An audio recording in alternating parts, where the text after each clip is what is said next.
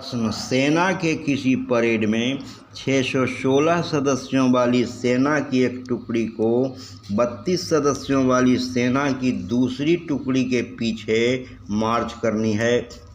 दोनों टुकड़ियों को समान संख्या वाले स्तंभों में मार्च करनी है।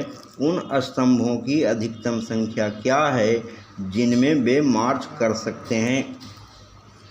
सवाल में अधिकतम माने महत्तम पूछा गया है, अतः हम महत्तम समापवर्तक या एचसीएफ ज्ञात करेंगे। सॉल्यूशन या हल, बड़ी संख्या 616 को ए और छोटी संख्या 32 को बी मानते हैं। अब यूक्लिड विभाजन प्रमेय का A equals B Q plus R, जहाँ 0 इज स्मॉलर देन और equal to R is smaller than B में ए और बी का मान रखते हैं। 616 को 32 से डिवाइड करने पर भागफल या कोशेंट Q 19 और शेषफल R 8 प्राप्त होता है।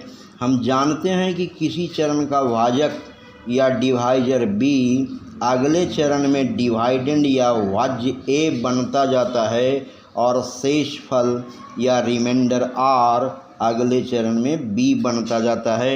इसीलिए 32 को A के स्थान पर और रिमाइंडर 8 को B के स्थान पर लाते हैं और 32 को 8 से डिवाइड करते हैं।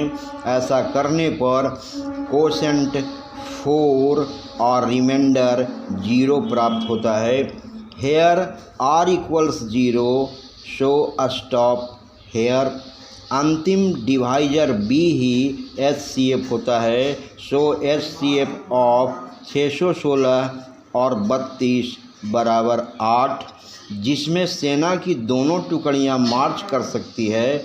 ऐसे स्तंभों की अधिकतम संख्या बराबर 8। आंसर। प्रेजेंटेशन पसंद आने पर कम से कम सब्सक्राइब करना तो बनता है। धन्यवाद। Thank all of you very much.